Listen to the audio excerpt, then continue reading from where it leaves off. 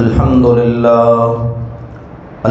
لله نحمده ونستعينه ونستغفره ونعوذ بالله من شرور أنفسنا ومن سيئات أعمالنا من يهده الله فلا مضل له ومن يضلل فلا هادي له وأشهد أن لا إله إلا الله وحده لا شريك له وأشهد أن محمدا عبده ورسوله أما بعد فإن خير الحديث كتاب الله وخير الهدي هدي محمد صلى الله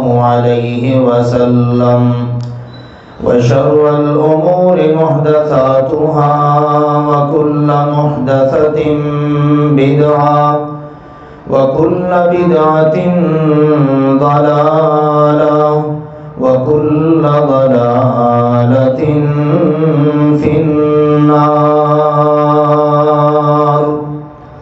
يا أيها الذين آمنوا اتقوا الله حق تقاته ولا تموتن إلا وأنتم مسلمون. يا أيها الناس اتقوا ربكم الذي خلقكم من نفس واحدة وخلق منها زوجها وبث منهما رجالا كثيرا ونساء واتقوا الله الذي تساءلون به والأرحام إن الله كان عليكم رقيبا. يا أيها الذين آمنوا اتقوا الله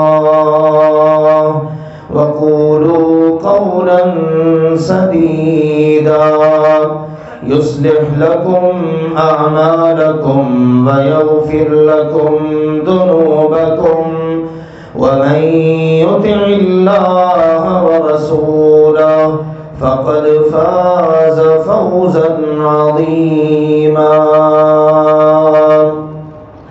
أما بعد فأعوذ بالله من الشيطان الرجيم.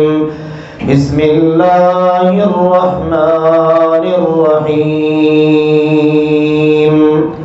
يوم نقول لجهنم هل امتلأت وتقول هل من مزيد وأزلفت الجنة للمتقين غير بعيد هذا ما توعدون لكل أواب حفيظ من خشي الرحمن بالغيب وجاء بقلب منيب ادخلوها بسلام ذلك يوم الخلود لهم ما يشاءون فيها ولدينا مزيد. وكم أهلكنا قبلهم من قرن هم أشد منهم بطشا فنقبوا في البلاد هل من محيص إن في ذلك لذكرى لمن كان له قلب أو ألقى السمع وهو شهيد. وقال سبحانه وتعالى يا أيتها النفس المطمئنة ارجعی الی ربک راضیۃ مرضیہ فادخلی فی عبادی وادخلی جنتی۔ اللہ ذوالجلال والاکرام نے ارشاد فرمایا، یا ایتھا النفس المطمئنہ، اے نفس مطمئن، ارجعی الی ربک راضیۃ مرضیہ، پلٹ چل اپنے رب کی طرف اس شان سے کہ تیرا رب تجھ سے راضی اور تو اپنے رب سے راضی۔ فادخلی فی عبادی، پس تو میرے بندوں میں داخل ہو جا، وادخلی جنتی، اور میری جنت میں داخل ہو جا۔ اللہ سبحانہ و تعالی نے انسان کو جو نفس عطا کیا ہے اس کی تین شکلیں، صورتیں یا قسمیں ہیں، یا بعض اہل علم کے مطابق تین حالتیں ہیں۔ دو کا ذکر اس سے قبل اللہ کی توفیق سے ہو چکا ہے۔ ایک ہوتا ہے نفس امارہ، ان النفس لامارۃ بالسوء، جو انسان کو، صاحب نفس کو آمادہ کرتا ہے گناہ پر، برائی پر۔ اگر اس میں انسان پختہ ہو جائے، پکا ہو جائے، تو نتیجہ یہ نکلتا ہے کہ ایک وقت آتا ہے کہ انسان برائی کو برائی سمجھنا ہی چھوڑ دیتا ہے، اور اس کا دل زنگ آلود ہو جاتا ہے۔ پھر اس پر اس قدر اس زنگ کی تہ چڑھ جاتی ہے کہ اس کو اندازہ ہی نہیں ہو پاتا کہ میں کتنا دور نکل چکا ہوں۔ دوسری شکل، صورت یا حالت ہے نفس لوامہ، ایسا نفس جو گناہ کرنے پر ملامت کرتا ہے، ہر وقت بے چین، بے سکونی کی حالت میں، قرار نہیں ملتا اس کو کہ مجھ سے یہ گناہ ہو گیا۔ اللہ تعالیٰ نے اس کی بھی عظمت بیان کی ہے کہ اس کی قسم اٹھائی، وَلَا أُقْسِمُ بِالنَّفْسِ اللَّوَّامَةِ، فرمایا مجھے نفس لوامہ کی قسم ہے۔ اس سے معلوم یہ ہوتا ہے کہ نفس امارہ کی اللہ کے ہاں کوئی ویلیو نہیں، ہاں نفس لوامہ کی پھر بھی کسی حد تک کوئی حیثیت ہے، کوئی اس کا مقام ہے، لیکن تیسرا اور آخری درجہ، حالت، شکل، صورت، قسم کہہ لیں، وہ ہے نفس مطمئنہ۔ یہ بڑا شاندار قسم کا نفس ہے۔ برائی کی طرف خواہشات نفس کو پورا کر لیا جائے، گناہ کر لیے جائیں، اور اللہ تعالیٰ کو ناراض کر لیا جائے، اس کی طرف یہ نفس آمادہ نہیں ہوتا۔ ساری قوتیں مل جائیں، اس کو سارے اسباب، ذرائع میسر آ جائیں، پھر بھی یہ اس کی طرف توجہ نہیں کرتا۔ یوں کہہ لیجئے یہ اپنے رب سبحانہ و تعالی کی رضا کو ٹارگٹ رکھتا ہے کہ میں نے تو بس اپنے اللہ کو راضی کرنا ہے، یہی میری مجبوری ہے، یہی میرا سارا کچھ ہے، میرے لیے سب سے پہلے، سب سے بڑی چیز اللہ سبحانہ و تعالی کی ذات پاک ہے۔ رب راضی تو سب راضی، اس کا مقصد ہی یہ ہوتا ہے، اور یہ نیکی کر کے اس پر اطمینان حاصل کرتا ہے، اور یوں ترقی کی منازل طے کرتے ہوئے آخر اس مقام اور مرتبے کو پا ہی لیتا ہے جس کا تذکرہ اللہ سبحانہ و تعالی نے ان آیات میں کیا جو ابھی میں نے آپ کے سامنے پڑھی ہیں۔ وقت وفات ہوتا ہے، سیدنا عبداللہ بن عمر رضی اللہ تعالی عنہما فرماتے ہیں اذا توفی العبد المؤمن، جس وقت مومن بندے کو فوت کیا جاتا ہے، انزل اللہ الیہ ملکین، اللہ تعالیٰ اس کی طرف دو فرشتوں کو بھیجتا ہے، اور وہ دونوں فرشتے اس کے لیے جنت سے تحفہ اور گفٹ لے کر آتے ہیں، اور آ کر یہ میسج اور پیغام دیتے ہیں یا ایتھا النفس المطمئنہ ارجعی الی ربک راضیۃ مرضیہ، اے نفس مطمئن چل اس وجود سے، اس جسم سے نکل آ اور پلٹ چل اپنے رب کی طرف، اور تیرے اطمینان کے کہنے کیا کہ تو رب سے راضی اور رب تجھ سے راضی۔ یہ ہے میرے عزیزوں بلندی، معراج، ٹارگٹ، منزل جس کو پانے کی ہر مسلمان کی خواہش ہے۔ ہر مسلمان یہ کہتا ہے وقت وفات کاش یہ میرا نصیب ہو کہ میرے رب کے فرشتوں کے ذریعے یہ پیغام مجھے مل جائے، کیونکہ اس کے بعد جس کو یہ پیغام مل گیا نا اس کے لیے پھر کامیابیاں ہی کامیابیاں ہیں، اس کے لیے پھر کوئی خوف نہیں ہے، کوئی غم نہیں ہے۔ اس کو بندہ حاصل کر سکتا ہے، میں اور آپ بھی اس کو حاصل کر سکتے ہیں۔ کس طرح؟ مجاہدہ کر کے، محنت کر کے، اور اس کے کچھ طریقے ہیں میں آخر میں بتاتا ہوں انشاءاللہ تعالی۔ یعنی یہ لازمی نہیں ہے کہ یہ کسی شخصیت کے ساتھ خاص ہو۔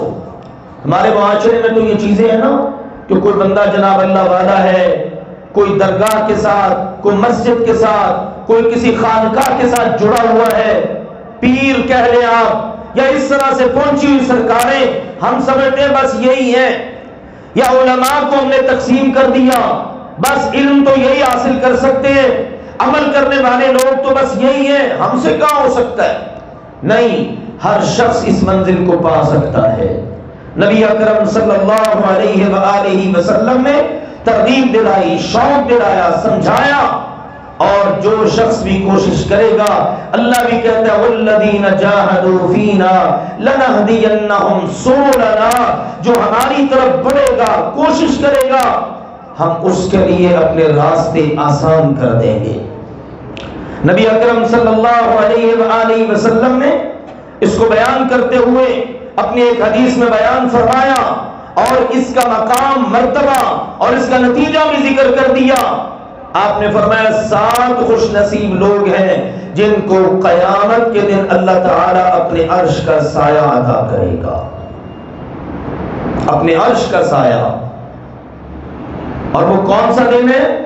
یوم لا ظل الا ظلہ، یہ وہ دن ہوگا کہ جس دن اللہ کے سائے کے علاوہ کوئی سایہ نہیں ہوگا۔ ہر طرف آگ برس رہی ہے، سورج بالکل قریب ہے، اور انتہائی تپش کی جگہ اور مقام اور وقت، اور ایسے حالت کے اندر اللہ کے عرش کا سایہ، سبحان اللہ، اللہ ہم سب کے نصیب میں فرمائے۔ تو اس وقت جن کو عرش کا سایہ ملے گا ان میں ایک خوش نصیب وہ ہے رجل دعته امرأة ذات حسب ونسب وجمال۔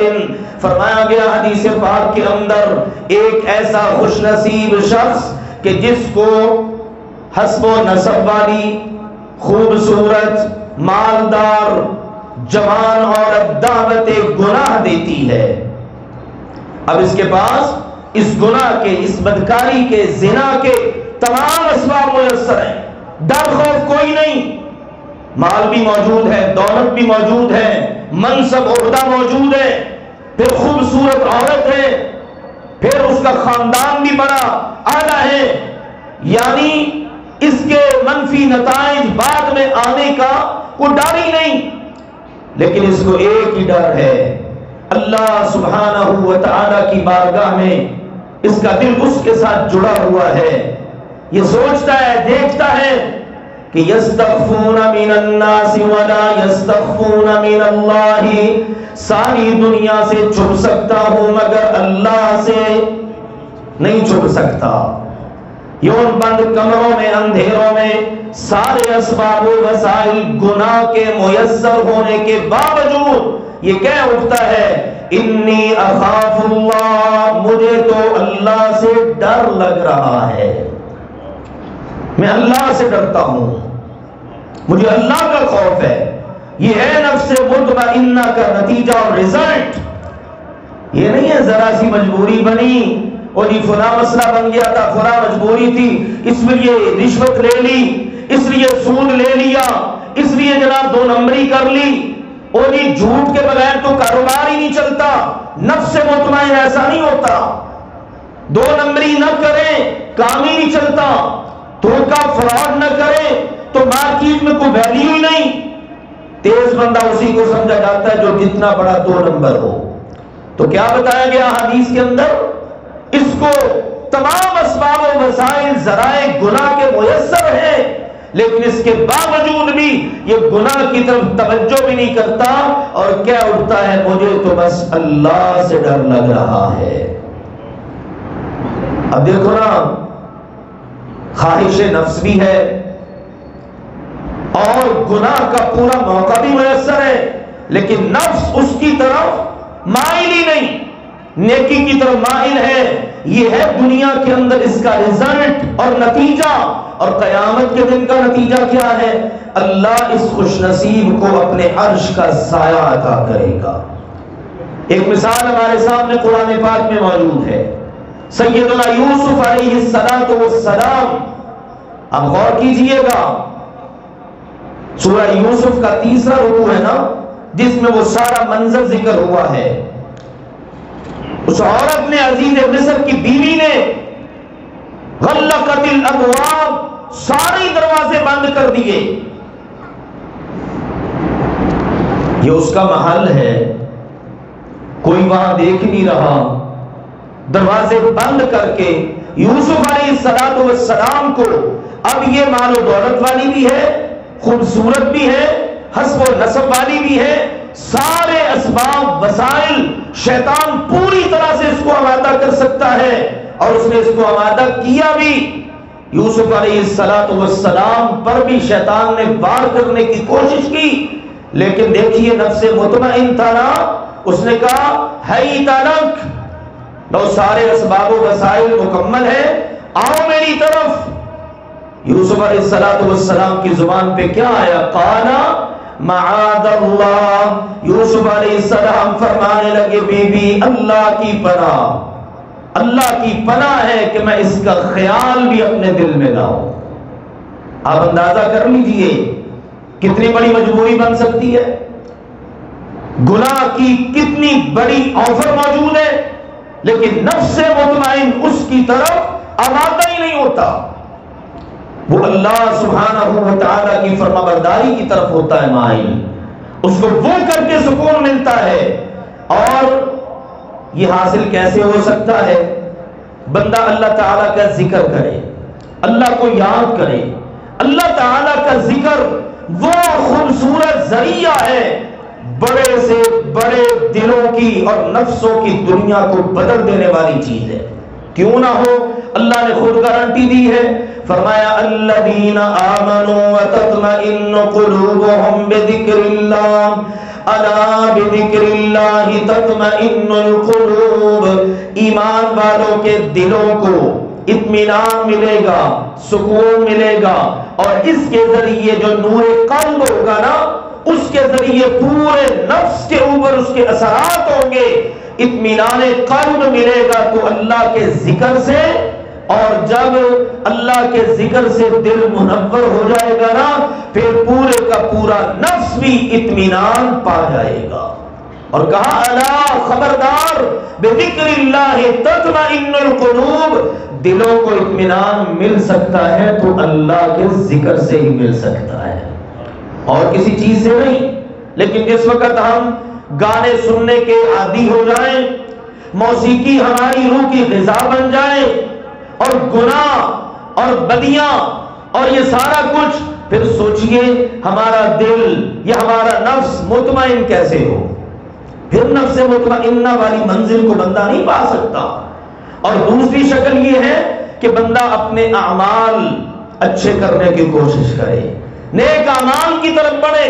قرآن کہتا ہے من عمل صالحا من ذکر او انثى وهو مؤمن فلنحيينه حیاة طیبہ، جو بھی مرد ہے یا عورت، اس میں کوئی تخصیص نہیں ہے کہ وہ اللہ کا نبی ہو، اللہ کا ولی ہو، اللہ کا کوئی چہیتا ہو، اللہ کا کوئی لاڈلا ہو، کوئی مرد عورت ہو مومن دنیا میں بسنے والا، کوئی بھی مومن مرد یا عورت وہ نیک عمل کرے، نیک عمل کی طرف ہی توجہ ہے، جو موقع نیکی کا ملا اختیار کر لیا، ضائع نہ جانے دیا، نیک اعمال میں آگے سے آگے بڑھتا ہے۔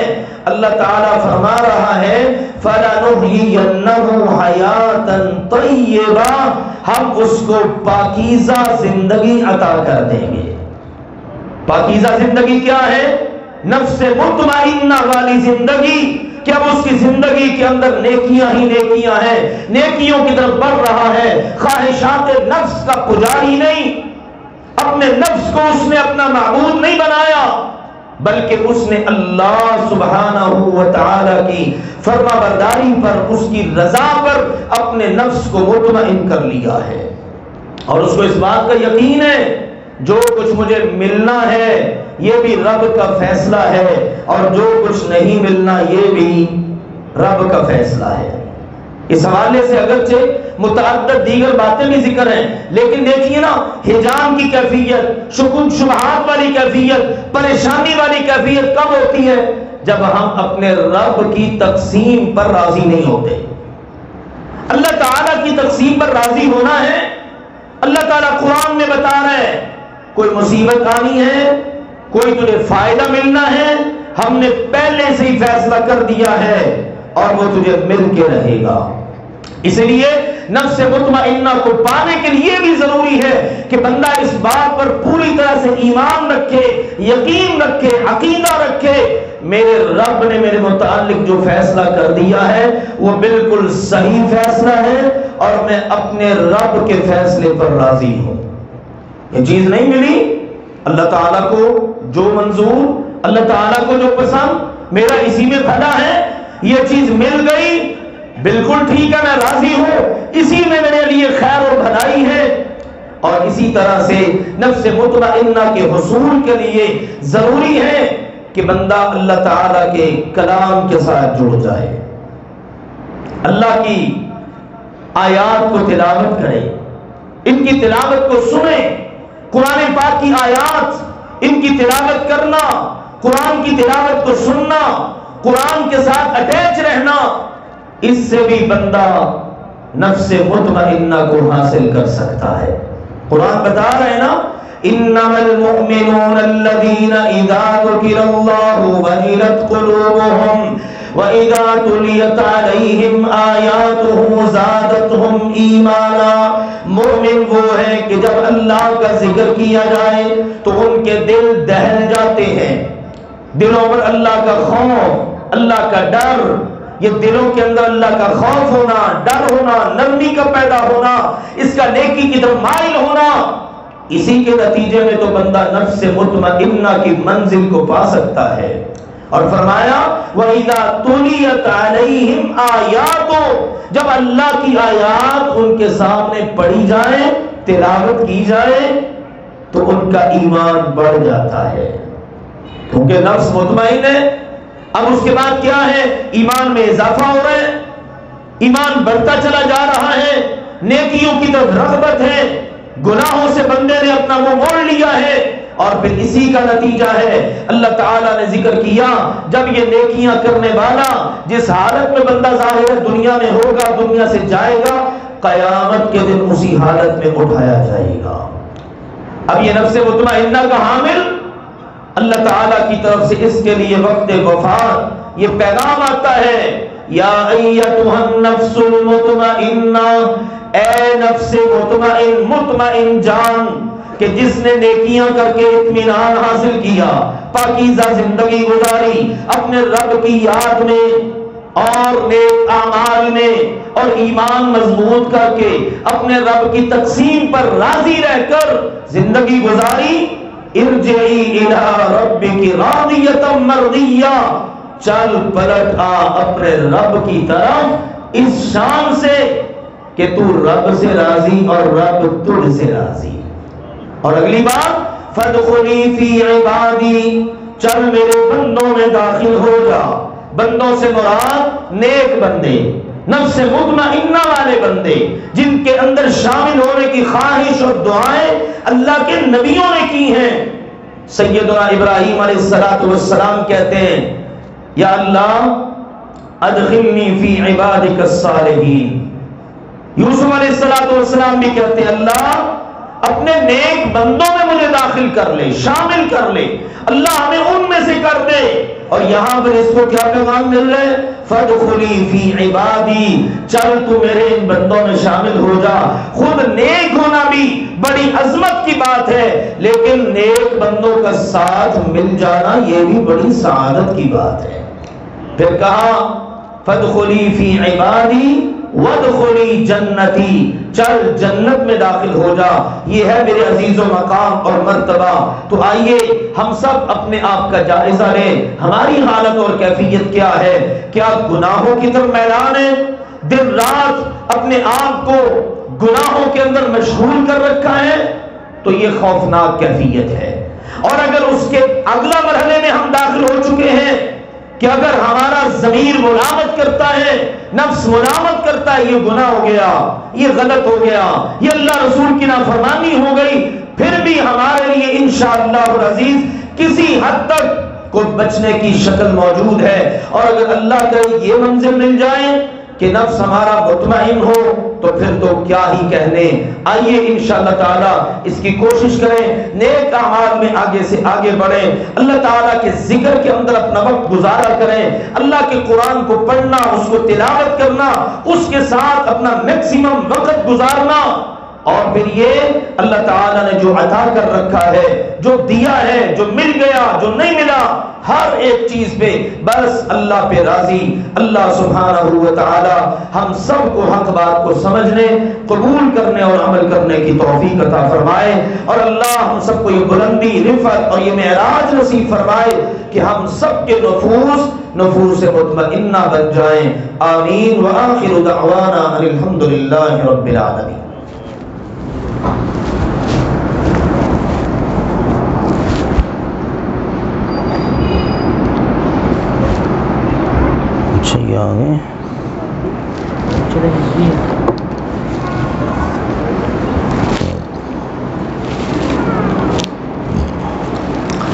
الحمد لله نحمده ونستعينه ونستغفره ونعوذ بالله من شرور أنفسنا ومن سيئات أعمالنا من يهده الله فلا مضل له ومن يضلل فلا هادي له وأشهد أن لا إله إلا الله وحده لا شريك له وأشهد أن محمدا عبده ورسوله أما بعد فإن خير الحديث كتاب الله وخير الهدي هدي محمد صلى الله عليه وسلم وشر الأمور محدثاتها وكل محدثة بدعة وكل بدعة ضلالة وكل ضلالة في النار أما بعد۔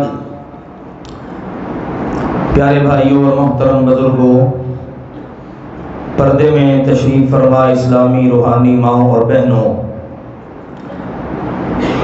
یہ اللہ تعالیٰ کی طرف سے بیماریوں کا عام ہونا، بارش کا نہ ہونا، یہ بھی اللہ تعالیٰ کی طرف سے ایک پکڑ کی شکل ہے۔ تو ایسے حالات کے اندر انسانوں کو، بالخصوص مسلمانوں کو چاہیے اللہ کی طرف رجوع کریں، توبہ کریں، استغفار کریں۔ قرآن پاک میں اللہ نے بتا دیا استغفروا ربکم، اپنے رب کی بارگاہ میں استغفار کرو۔ اور اس کے اچھے نتائج میں سے ایک نتیجہ یہ بھی ہے یرسل السماء علیکم مدرارا، کہ اللہ تعالیٰ آسمان سے رحمت کی موسلادھار بارش برسا دے گا۔ اس وقت بارش کی بھی ضرورت ہے، پھر بیماریاں بہت عام ہیں، دعائیں ہو رہی ہیں، انشاءاللہ تعالیٰ دعائیں کریں گے، دیگر بھی بہت سارے مسائل کا ہمیں سامنا ہے، تو یہ تمام کے تمام مسائل ان کے دیگر اسباب کے ساتھ ساتھ ایک بہت بڑا سبب ہے گناہ، تو لہٰذا گناہوں سے دامن کو بچانا یہ ازحد ضروری ہے۔ اللہ تعالی ہم سب کو توفیق عطا فرمائے، گناہ ہو جائیں اللہ استغفار کرنے کی توفیق عطا فرمائے۔ ملکی حالات یا بیرونی انٹرنیشنل حالات وہ آپ سب تقریباً آگاہ ہی ہیں، وطن عزیز پاکستان اس وقت بھی بہت سارے فتنوں کی زد میں ہے، یہ ہمیشہ اس ملک کے خلاف اللہ کے دشمنوں نے سازشیں کی ہیں، کبھی اندرونی طور پر، کبھی بیرونی طور پر، کبھی مذہب کے ذریعے، کبھی سیاست کے ذریعے۔ آپ دیکھیے لوگ کیا کرتے تھے، تانا دیتے تھے مذہب نے جناب بڑا لوگوں کو ڈیوائیڈ کر دیا، تقسیم کر دیا، مذہب نے جناب یہ کر دیا وہ۔ اب سیاست نے کیا کیا ہے؟ سیاست کی وجہ سے لوگ جتنے ایک دوسرے کے اللہ معاف کرے کہ دشمن بنے ہوئے ہیں، مذہب تو بہت پیچھے رہ گیا ہے۔ لہذا ان تقسیمات میں ہمیں پڑھنے کی بجائے، میں نے پہلے بھی کہا تھا اب بھی کہتا ہوں، ہمارے لیے سب سے پہلے اللہ کا دین، دین اسلام اور اس کے حامل مسلمان، اس کے بعد بحیثیت پاکستانی ہمارے لیے اسلام کے بعد سب سے پہلی اولین جو چیز ہے وہ ہے ہمارا وطن عزیز پاکستان۔ پاکستان محفوظ ہے تو ہم محفوظ ہیں، جو پاکستان کا خیر خواہ ہے وہ ہمارا خیر خواہ ہے، ہم اس کے لیے دعا گو ہیں، اور جو پاکستان کے بارے میں بدخواہی رکھتا ہے وہ ہمارا بھی خیر خواہ نہیں ہے، اور ہم اس کے لیے بھی کوئی خیر خواہی والے جذبات نہیں رکھتے۔ ہم تو یہ کہتے ہیں یا اللہ جو اس کا خیر خواہ ہے تو اسے جزائے خیر عطا فرما، اور جو اس ملک کا بدخواہ ہے، اس ملک کے ساتھ برا ارادہ رکھتا ہے، یا اللہ تو اس کی تدبیر کو ناکام کر دے، اس کی پلاننگ کو اس پر ہی الٹ دے۔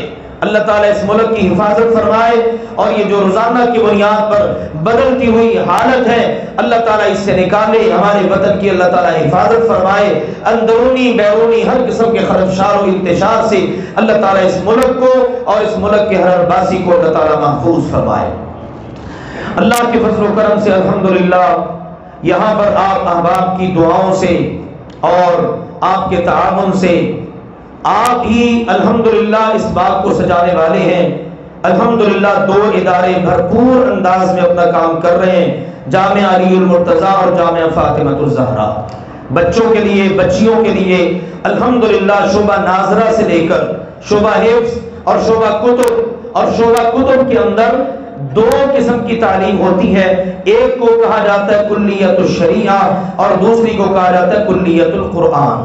کلیت القرآن کا مطلب ہے قرآن پاک اور اس سے ریلیٹڈ جتنے علوم ہیں، قراءات ہیں، تجوید ہے، تو وہ اسی طرح سے کلیت الشریعہ جس کے اندر ترجمہ، تفسیر، حدیث اور اس طرح سے دیگر نحو، صرف، یہ سارے علوم پڑھائے جاتے ہیں۔ کلیت القرآن اس کا اور کلیت الشریعہ کا حسین امتزاج ہے جو ہمارے ماشاءاللہ بزرگوں نے، ہمارے اساتذہ نے قائم کیا۔ بہت سارے نام ہیں، اللہ تعالیٰ ان سب کو ساری امت کی طرف سے بہترین جزا عطا فرمائے۔ ہمارے لیے خوشی اور مسرت کی بات یہ ہمارے اس ادارے کے اندر الحمدللہ علوم شرعیہ اور علوم قرآن اس کی تعلیم کا بھی اللہ کے فضل و کرم سے بندوبست ہے۔